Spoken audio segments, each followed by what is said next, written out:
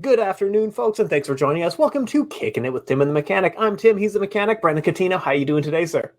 Well, besides me losing my voice for all the kickboxing excitement, it's good to be with you. Sorry, fans. Hopefully, you guys can understand me. Saying just a good amount of. I had a busy week, yelling at some kids, yelling at some adults. Cheering my teams on. But hey, I'm still kicking with you guys on kicking it. And you've been a busy one. You've been running around all over the place. So what's the plans for Halloween? Are you laying low? Are you going out? What's the big plans for the evening? Probably still gonna do the same thing. Probably gonna after we're done go for a run. Still gotta stay in shape, but I probably will be laying low.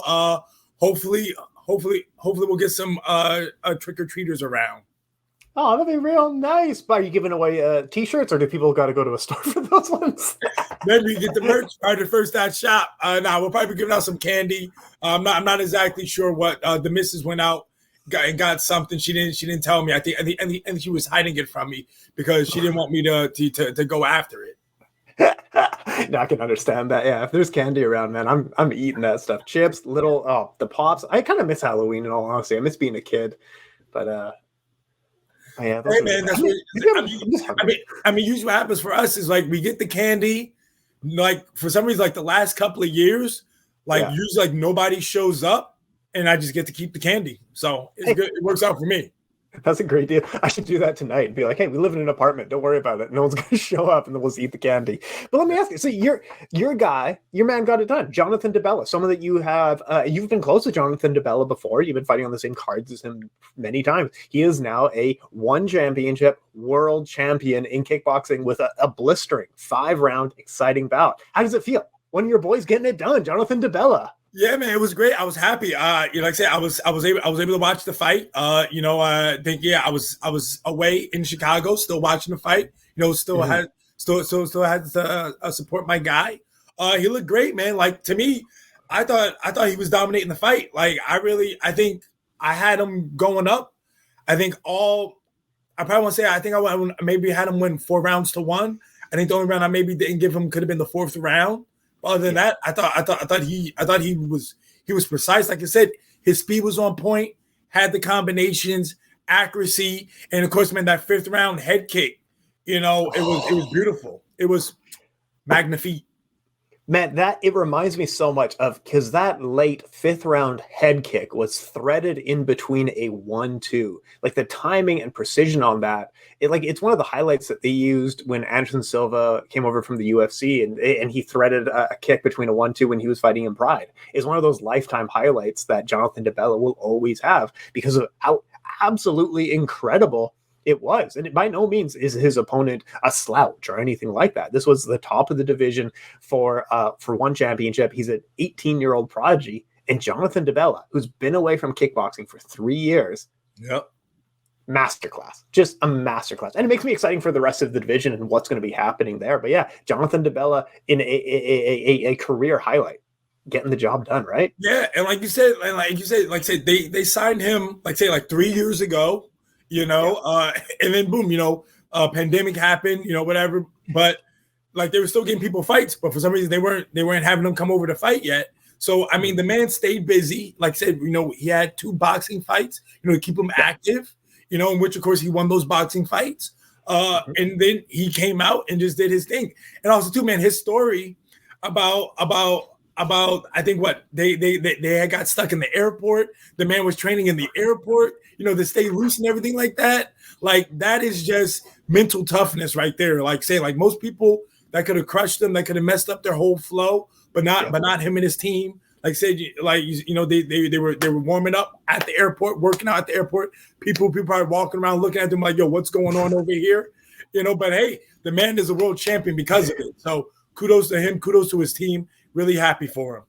And his team, you've talked to, you and I were talking about them before. He's worked with his father. It's like a kickboxing lineage that they have there. It's just he says he started in kickboxing since 2 years old, working with his father. He's got a very strong mindset because of his team. But you met the family, right? Yeah, I met his dad a couple times because, like I said, his dad is in the corner. Dad's real nice. Dad is a real nice guy. Would talk to me after fights, because like usually when we would fight, DeBella would always be after me. Either he was the main event or the main event of the prelims that we would be on. So he wouldn't get to see me fight. So usually after the fight, I would come back. He'd be like, "Oh, how'd you go?" And I would tell him, and like I remember one time I had a fight. It could have been the last one that I think that I had for Glory, and he had asked me like, "Oh, how did it go?" And I was like, "Oh, it was good. I went all 3 rounds," and he was just like, "Oh, that's good. It's good. It's good to go all the rounds because you get that ring time. You don't always want it to be in a first round knockout." And I just listened to him. I was like, you know what? Like that's right. Like sometimes you do need that ring time.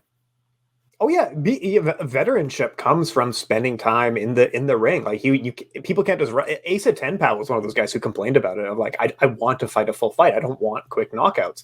And you were in the same boat of like having the full rounds really does benefit a fighter, and especially for young fighters, I think it's a very beneficial thing is ring time. But yeah, DeBella all over that. Tons of ring time now coming back after a couple of years because he went full 5 rounds here. But yeah, hats off to him. But yeah, it was a great fight to watch. Definitely you can watch it on One Championship's YouTube channel, right? Yep. I want to talk about Enfusion 113 because we talked about it a few weeks back because they had the finals to their middleweight tournament. However, if you don't watch it live, apparently there's no way to watch Enfusion. I've checked on it through normal channels. I've checked through illegal channels. I can't find any of these fights, but you watch them live. Brandon, bring us up to date. The middleweight tournament championship was won by Khalid El Bakouri, who I picked, and he defeated Louis Kevin Van Heckerman in the tournament final. Tell us about this match. I heard it was amazing, but I haven't seen it. Yeah, like I said, like for some reason, I know here in the U.S., like you used to be able to watch it on their YouTube channel, but for some reason now it's on their Facebook. So you got to watch it on Facebook. And of course, like once they're done with the event on Facebook, the video like isn't saved or anything, so it's gone. So it's like, yeah, like you have to watch it live.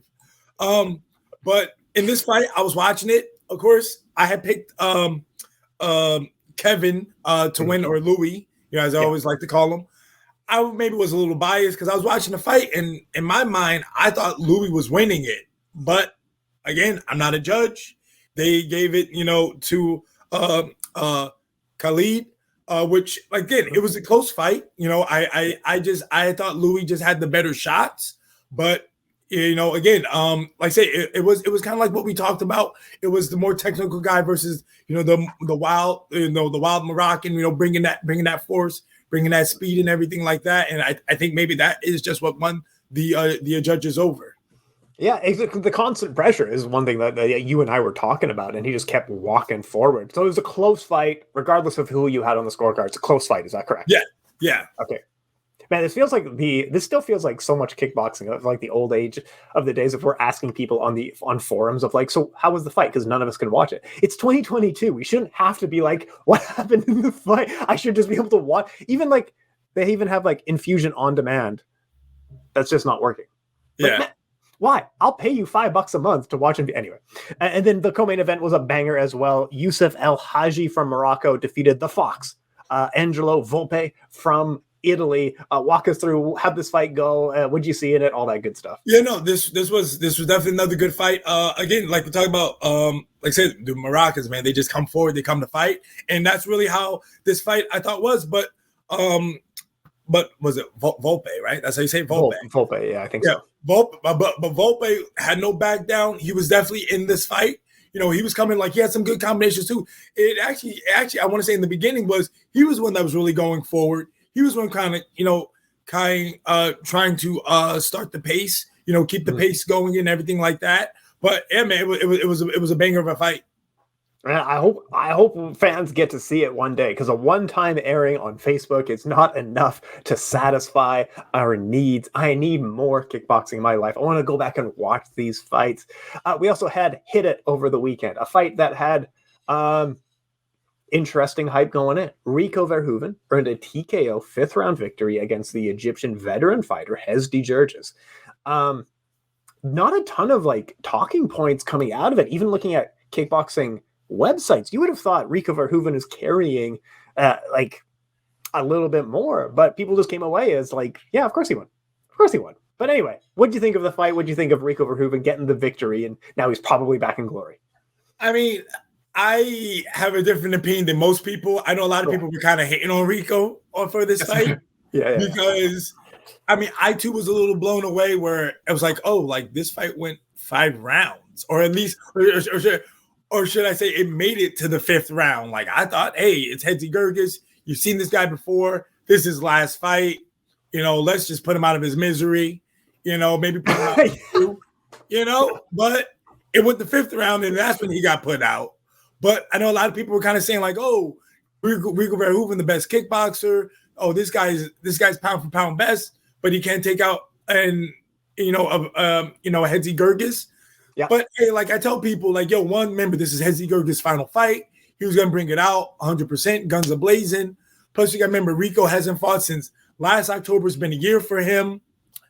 You know, there's always just stuff going on, always factors. So to me, let's say a fight's a fight. You never know what's gonna happen. You know, it's not like Hedzi Gerges was just gonna lay down for him. Well, and not only that, I will also add in support of like it is your own promotion. It was kind of built around this person. However, Rico Verhoeven, career-wise, has never actually been a knockout power, overwhelming striker kind of person. He tends to wear on guys over long rounds. Most of his TKO victories were like a lot of them were like his opponent getting injured or something like that, or like he has a few TKO victories that were very hard fought and well earned, but most of his fights are decision fights. So him to get a TKO victory here, even in the 5th round, it's pretty good. That's pretty good. Give the man his due. Am I right? Yeah, like you know, like I was telling people, like say, man, a win's a win, man. Hey, if you get a TKO, you get it by decision. A win's a win. You get the dub, celebrate the dub, move on. That's it. Yeah, and he doesn't get paid more. He is the promoter. Win or lose, he doesn't get paid more by getting a TKO or a victory or anything like that. His fighting, he also probably wants to fight a little bit safely, knowing he's going to be fighting early in 2023 or mid 2023, maybe 2 fights next year, we hope. But yeah, you don't want another eye injury to put him out for another 11 months, right?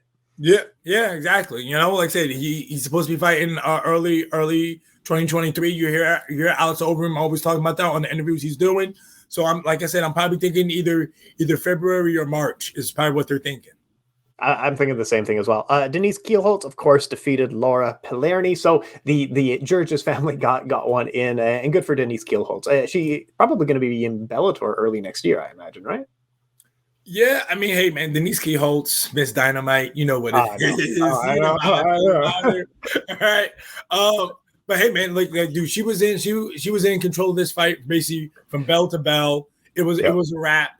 I mean, like I said, I think she's supposed to be back in Bellator, but hey, you remember Tiffany Van Soos called her out, said she wants to fight.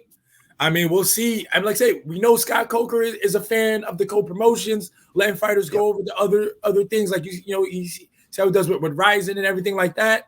I mean, I don't know if he would really be opposed to letting Miss Dynamite, you know, go over and try to get a glory belt. Oh, I agree. I think co-promotion, especially working with a Bellator fighter, would be exactly what Glory would want, honestly. Like, it is just such a good step. Even though she is literally a kickboxer going to Glory, her back into kickboxing, I think that adds a lot of luster, that adds a lot of storylines, which I think Tiffany desperately needs. I think that's the fight to make. I'd love to see it. Let's get it done. Yeah, I like I said, I'm all for it. Like I said, Tiffany Van Soos needs opponents. Like, there's no women in the division going on right now. So, I mean, like I said, she's probably saying, hey, let me get this Denise Kielholtz fight. That way, Glory can let these other women hopefully get on cards in 2023 if they're supposed to be coming back to the USA. You know, so hopefully those women can get a little more active. And speaking of KRUSH 142, as we talked about previously on October 28th, Miyu Sagawa gets the job done, gets a TKO victory against her Chanley opponent. It was a great fight. It was a great affair. It was a great display fight, which I know on paper it should have been. They kind of set it up as like, go get a nice win, and it worked. She came away with some incredible highlights, and they're really building that division. They're building it around Miyu, and it seems to be working. If you can headline a kickboxing card with a female fight, that's awesome. You know, the promotion is absolutely working in this case. But yeah, she gets the job done. Any word from you at all? Like you said, this was a highlight fight, and that's what this was. The whole fight was a highlight for her. She looked phenomenal. I mean, combinations were on point, movement, did what she had to do. Like I said, she killed it. She killed it. She was great. Like I said, she's a champion for a reason. And like I said, it's good to be promoting your champions. Let them keep growing this division around her. Oh, and then, co-sign. And then probably just want to say, it was the I hope I don't butcher these guys' name, but I want to say it's Elki versus Yuto. It was a super bantamweight. That probably could have been the fight of the night. There was a banger. Those guys came to bang, swinging at each other. It was beautiful. Hey man, saying KRUSH is doing his thing. KRUSH is one of the organizations that I will go out of my way to make sure I'm watching, just because they constantly put on high quality fights at a reasonable time for me as well. Just absolutely awesome stuff. Like I was gonna say, I feel like KRUSH is like the Japanese version of Enfusion. Like they just, to me, put on good cards. Like they're just good cards. People don't give them the credit that they deserve. Yeah. And but to me, that's how I feel like. I feel like they're the ones that really nobody really talks about. But they have the fighters that we like, and they have the fights that we like. And here's the craziest thing with comparing KRUSH and Enfusion. I mean, KRUSH might be the like kind of an Enfusion, kind of a we're making some stuff here. We're building some stuff here. However, KRUSH, none of their stuff is even in English. I can find KRUSH fights, no problem. Every single time. I can't find Enfusion fights, and it happened like a few days ago in English. Man, get it together, Enfusion. I just want to watch your fights. But anyway, KRUSH is good stuff. Rico Verhoeven, Glory. We got some news before we get to the previews upcoming. Oh, also, I forgot about this. Tenshin Nasukawa just appeared.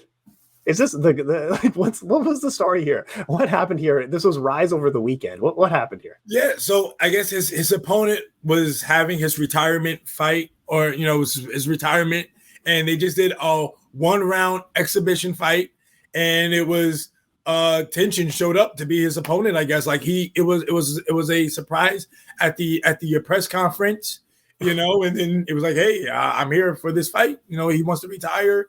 He wants to go out versus me. So let's do it. They were shins, but Tenshin was not taking it easy on him, man. He was pounding on him. He was like, hey, it's your last fight. I'm going to embarrass you here, man. Like doing all the tricks and stuff like that. His arms you're freaking like Sugar Ray Leonard and stuff. I was like, geez, man, my man's trying to go out, retire, just an exhibition over here, and you trying to clown him.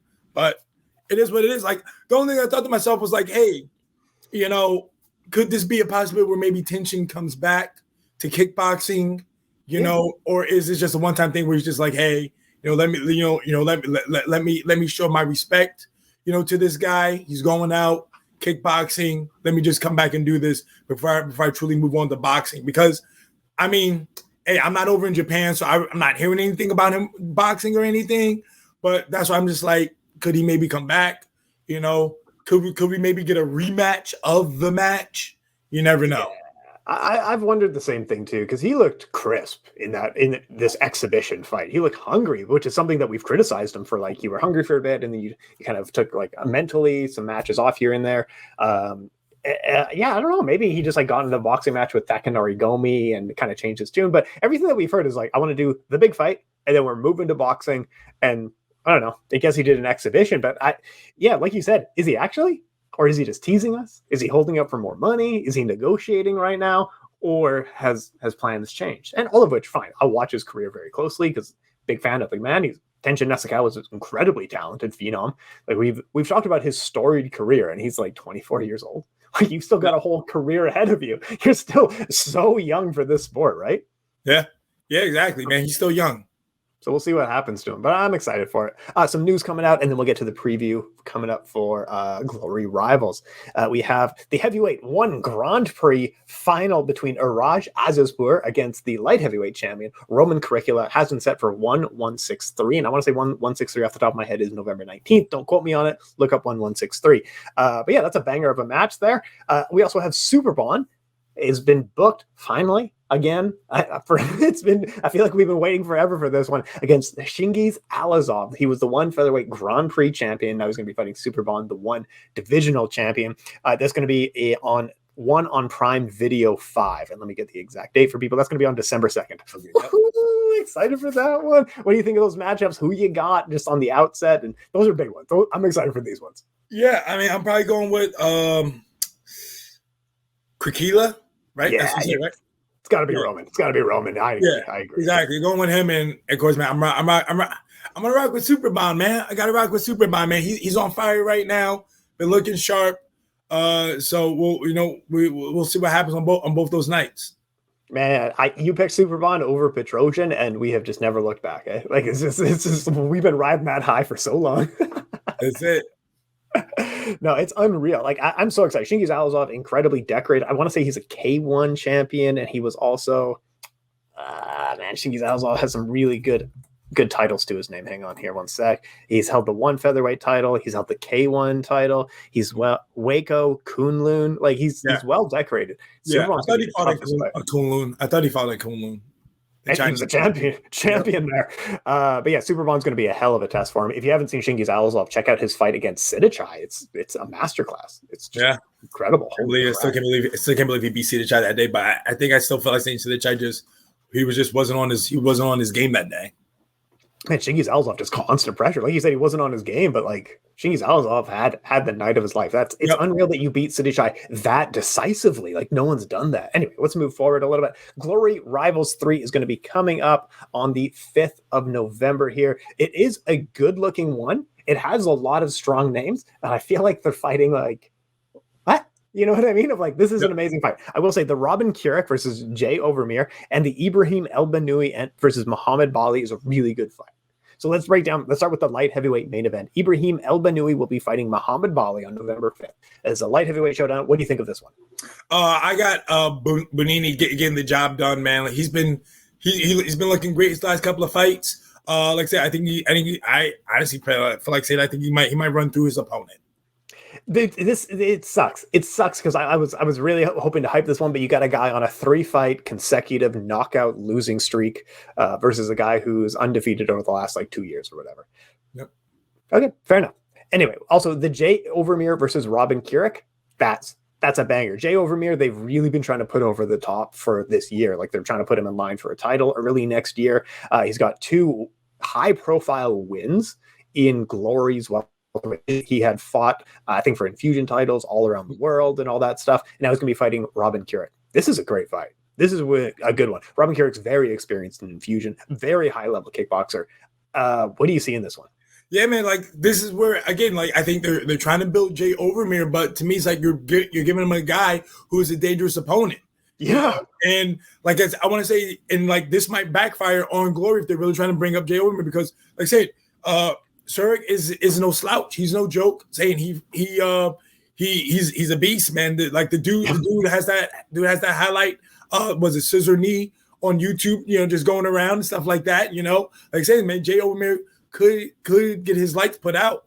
Like I said, this one's a little too tough for me to really choose, but I feel like I really could be leaning towards a Kirik on this one. Oh, I can see that. That's the thing of when you start looking at it even closer. It's a close fight. This is a hell of a fight here. Jay Overmere, of course, very experienced against. He's fought some high level people in the past. Like he's fought Andy Semler for I think it was an Enfusion title. I forget where that was. I want to say in Dubai or something like that. Robin Kirik, of course, has fought the who's who of Enfusion talents. It's just insane how good of a matchup this is. This is the real. This should be the main event here. I am going to pick Overmere because, as you know, if I've spoken to someone in an interview, they will be undefeated for the rest of their career. That's it. And he's a nice guy. I talked to him in person. He's going to win by first round knockout. Okay. All right. Okay. Kevin Tariq Osaro, I was surprised to see back. He's going to be fighting Abrahaman Bakuric. Now, I think I've seen Abraham fight once before, but Kevin Tariq Osaro is super underrated as a heavyweight. He just lost a month ago. Yeah, I want to say he's just fighting a month ago, but yeah, he's a super talented fighter. I think this is a good fight for him, right? Am I crazy here? Yeah, no, definitely a good fight. Like I said, man, like it's so weird to me sometimes how Glory is able to find people fights right away if you just took an L. But if you get a W, it's hard to find a fight. But if you take an L, any experience with that, Brandon? Yeah, it's weird, but hey, I'm probably gonna go with Tariq as well. I'm gonna go with Tariq to get the W. Like I said, I think this is a bounce back fight for him.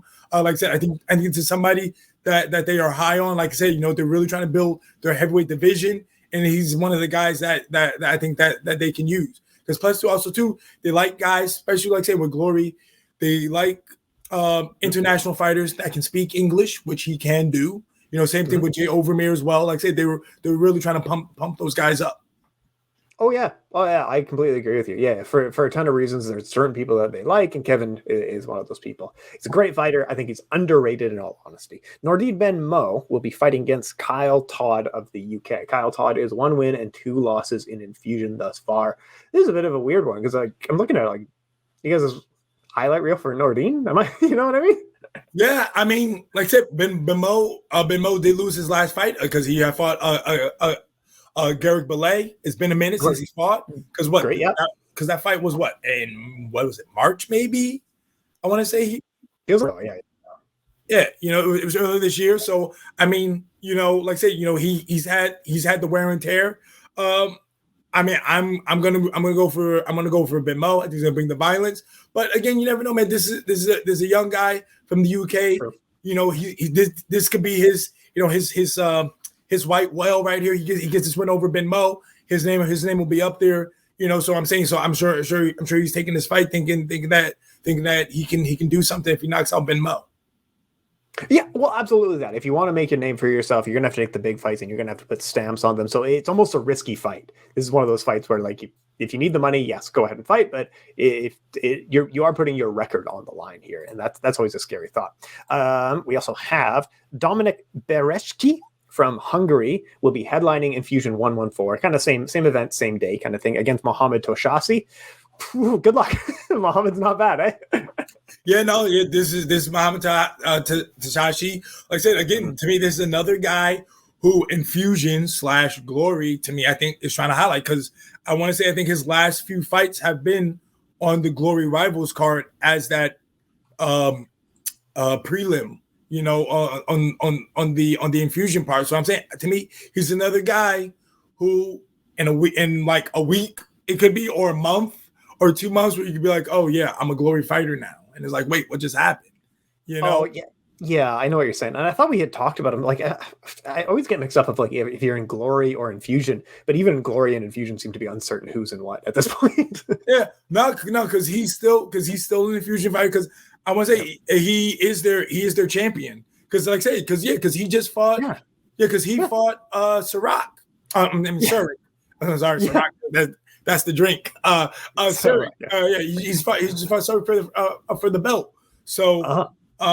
So like I said, so I think Toshasi probably maybe after this win, next thing you know, just like any similar, is gonna be like, oh, I'm a Glory fighter now. It's like, oh, okay.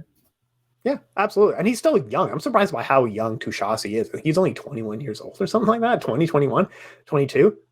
Yeah, you got a great career ahead of you. Also, no rush on this. Take the fights, take your time on it. This will be his 10th fight in Enfusion, if I think so. But yeah, we also have on this one, Mohamed Simsek, someone that we have talked about before, is going to be fighting a debuting fighter, headlining the Enfusion Talents from Germany. And again, I'm not overly familiar with Wasim Bindao, but you got to think Mohamed Simsek is a gangster here. He's going to get the job done.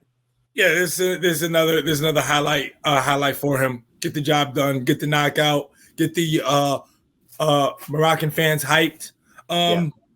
I want to say the only thing it sucks that, again, man, with Glory, they don't go under featherweight, under was it 65 kilos?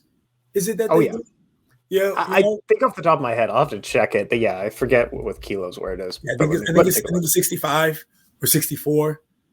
Because I know it's 100. Because I know it's 143 pounds, but because somebody like Simsek, he's a bantamweight, 65, right? Yeah, because somebody like Simsek, he's a bantamweight. He's what you would say a 135 or whatever.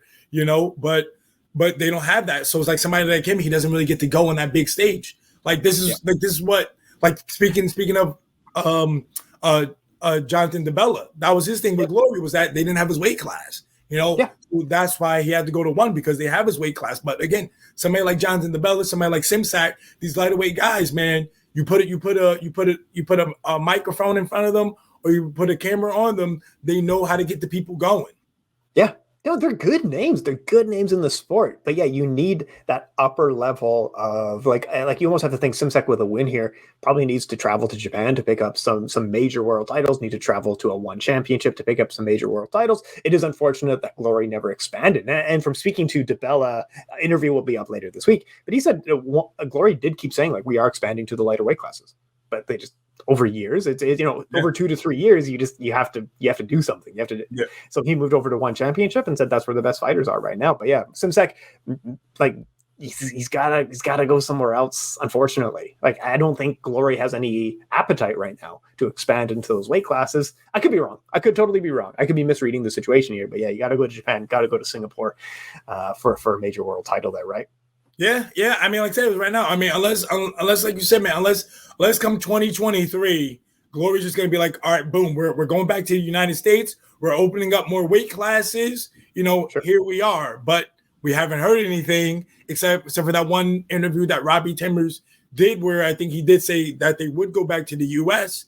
in 2023. So we have that, but we don't know about weight classes. If they're going to expand on that. Yeah.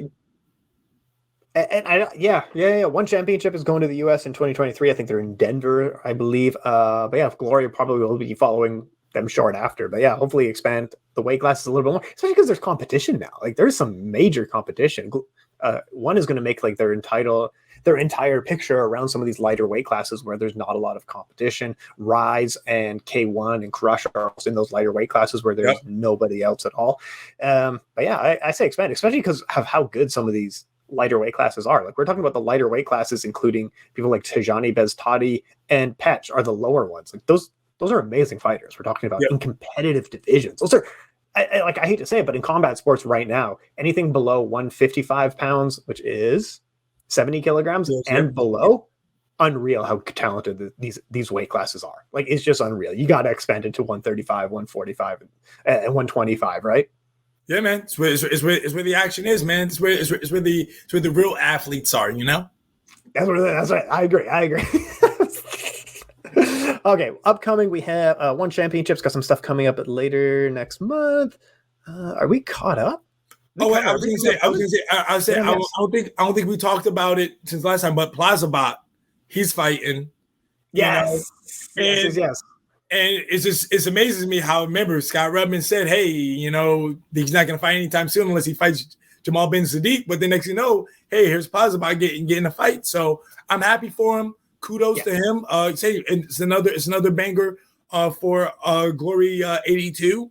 It definitely should be a good fight. I said Plazibat probably will get the dub, and then he'll be waiting for the winner of Overeem and Rico.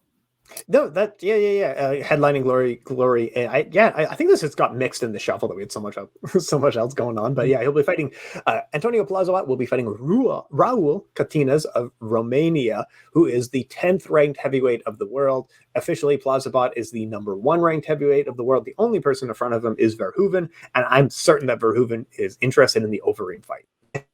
Yep. Your name. It's a safer fight. In all honesty, Plazibat is a young, hungry guy. He's held K1 titles. He's coming in hot. But yeah, this will be a headliner heavyweight banger on Glory 82, and this is Saturday, November 19th. So you can watch one championship, then you can watch Glory, and I think you can watch another one fight right after this or something like that. But yeah, it's going to be a fun one that weekend. But yeah, good for Plazibat. I think he'll easily walk away with a win here. I think that's another knockout performance. And if I'm wrong, I'll eat crow. Like that's that's one I'm fairly confident on. But yeah, Glory 82 is coming together there. All right, let's check let me check the schedule. Rise. We got a Rise show on November 3rd, a WGP show on November 4th, KOK on November 5th, Glory Rivals 3 as we discussed it, and Enfusion, same day, Enfusion 1-1. Yep. 14. Yeah. Yep. 14. Thank you very much. So lots happening in the kickboxing world. Sometimes I think like, man, we should probably stop being a semi-monthly show and just actually switch to weekly because we got so much going on here. But we're busy, man. We got so much going on. Yeah, man, it's good. It's good to give yourself a little break, let all the action come in, and then that way we can just digest it. I mean, unless something big happens, like how we did for the Glory Collision after aftermath show where we did do that following Monday. But we never know. I mean, unless I see something maybe crazy happen this weekend on Glory Rivals or like a King of Kings show. You guys never know. Just always stay tuned. We'll always let you know. Absolutely. We got everybody's back. And if you guys have anything that you're like, hey, you missed this promotion, you missed this fight, you missed this fighter, shout us out. Shout us out. We're always here. We're always here to support the community. Speaking of this promotion, this fight, hey, shout outs to Buakaw getting the job done. Aging, a veteran of the sport, man, but still out there, man, just putting dudes out. It is unreal. Like he's still. I forgot I have an interview with the BKFC Asian. Right. Oh, I should probably prep for that one. So I'm interviewing the BKFC Asia president tomorrow, and I will ask him because Buakaw will be fighting Sanshai, and I'm going to ask him there's no jurisdiction. Like you do BKFC, why don't you just do bare knuckle Muay Thai? Yep. There's nothing stopping you from doing this. I'm sure he'll have some answer for me. Anyway, but yeah, Buakaw's still getting the job done, looking fit as hell. This guy's looking crisp. He's looking good. I know he's training still with Super Bond and trained a bunch of those guys upcoming. But yeah, just looking unreal there. I mean, good for him. Good for him. He's built such a good legacy. If he wants to take this retirement tour fights, I think that's a great thing. Good for him. Yeah, exactly, man. He's still getting paid, doing his thing, staying safe. Yeah, man, why not? Oh, awesome stuff. Brandon, my name is Tim Wheaton with Kickin It. Brandon, last word goes to you. Hey, just remember, guys, like, subscribe, keep telling your friends. Let's keep growing this show. And also, too, guys, thank you again for your comments, especially at the last show. We appreciate everybody that comments, that keeps praising us. Like I said, we're just a couple of guys who just love kickboxing. We just knew that there was a thirst for the kickboxing, so we're just trying to quench your thirst of it. Please comment, give us any suggestions that you guys like, stuff that you want us to cover, or maybe there could be something that we missed. We don't mind it. And like I said, follow us on social media, and also too buy our merch. Please support the show. If you really like the show, like us, support us, Kicking It. Remember, we have this shirt. We also have the other one, which is like the movie Kickboxer poster. So remember, that's at fightersfirst.shop. And stay and just keep on telling your people. Yeah, keep supporting kickboxing as well. Thanks so much for your time, folks.